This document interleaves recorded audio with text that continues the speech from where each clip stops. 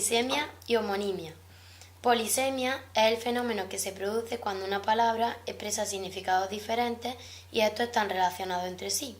Por el contrario, homonimia es el fenómeno que se produce cuando hay igualdad en cuanto a la forma de escritura y la pronunciación de dos o varias palabras con significados diferentes y estos no están relacionados entre sí. La distinción de ambas vertientes no se ve bien a simple vista, debido a su grado de semejanza en cuanto a los significados. Y de hecho muchas veces es necesario recurrir al origen etimológico. Cuando hablamos de origen etimológico distinto o separado, nos referimos a palabras homónimas. En cambio, un mismo origen se refiere a palabras polisémicas. Un ejemplo de palabra polisémica sería ratón, entendida como animal o entendida como aparato que unido a un ordenador nos permite movernos en la pantalla. Un ejemplo de palabra homónima sería vale.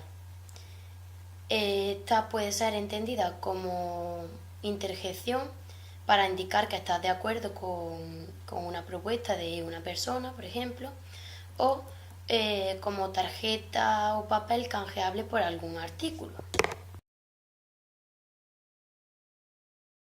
En homonimia y mis compañeras en polisemia.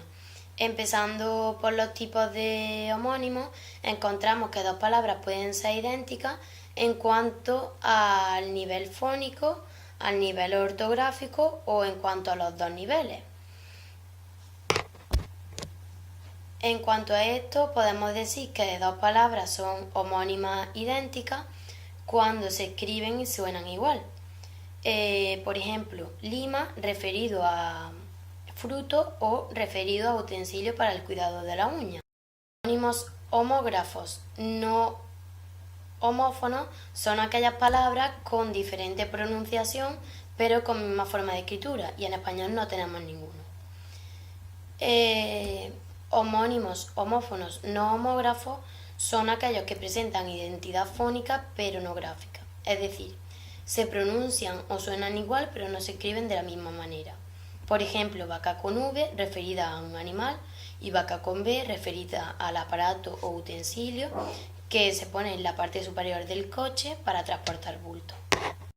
Ordóñez estableció 4 criterios para la distinción de homónimos. El primero de ellos es homónimos parciales, que son las palabras que se diferencian tanto por su significado como por su categoría gramatical, como por ejemplo vino como sustantivo, entendido como bebida alcohólica, o vino de verbo, entendido como el hecho de trasladarse a la posición del hablante. El segundo criterio es cuando hay diferencias en la segmentación de los constituyentes internos de la expresión. Y este criterio se suele asociar al anteriormente citado, y retomando el ejemplo de vino, puedes quitar la O y ponerle la E, y este morfema sería de persona. El tercer criterio sería cuando las mismas formas se combinan con diferentes morfemas de género y número. Por ejemplo, cura puede asociarle el o la. El cura sería el sacerdote de la Iglesia Católica, mientras que la cura sería el tratamiento que sirve para aliviar una enfermedad, una herida o un daño físico. Y último criterio sería cuando cada significado se asocia con patrones sintácticos diferentes. Esto puede relacionarse con el régimen de complementación y las diferencias de construcción. En cuanto al régimen de complementación, tenemos el ejemplo te confío la gestión, se puede referir a complemento indirecto o complemento directo, cuando confiar significa encargar algo a alguien, mientras que confío en ti se une con la preposición en, y confiar se refiere a depositar confianza en alguien. Las diferencias de construcción pueden referirse a la construcción sintáctica, como podemos ver en los adjetivos, que cambian su significado en función de la posición que adopte. Por ejemplo, no es lo mismo amigo viejo que viejo amigo. Con este criterio se llega a la conclusión de que hay muchas más palabras diferentes de las que nos propone el diccionario.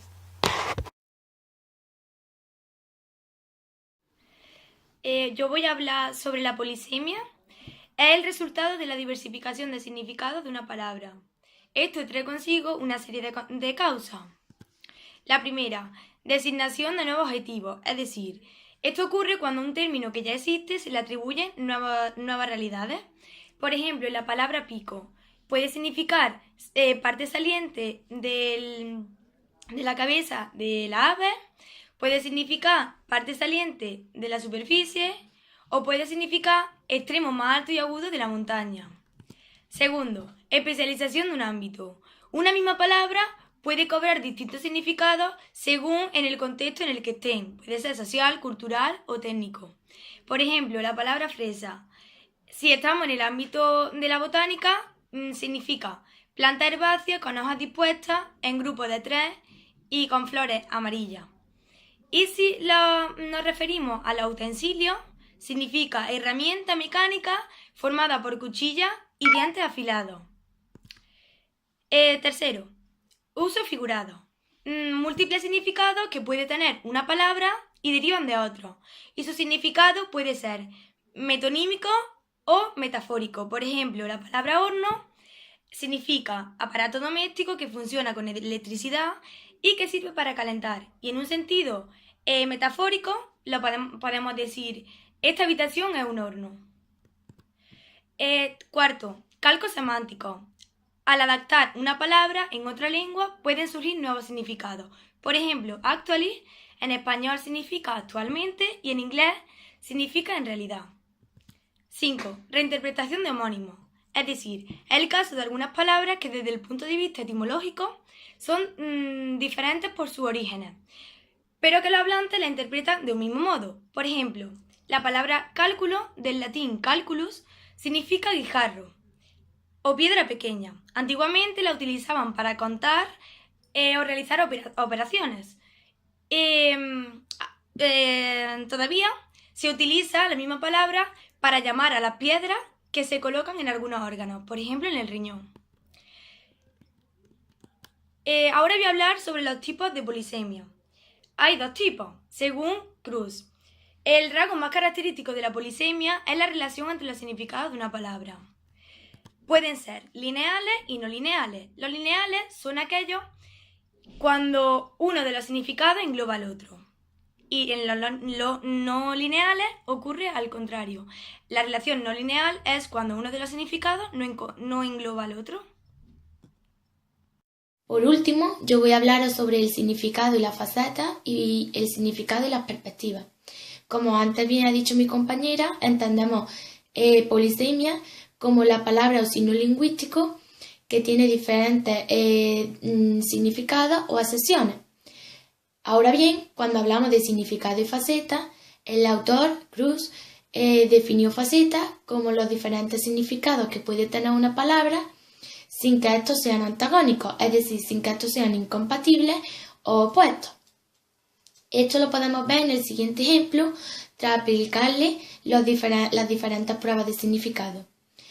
Elena salió a jugar, es decir, para que Elena saliera a jugar era necesario que estuviera Elena y el lugar en el que juega. Por lo tanto, vemos que en la frase pueden convivir dos tipos de significado.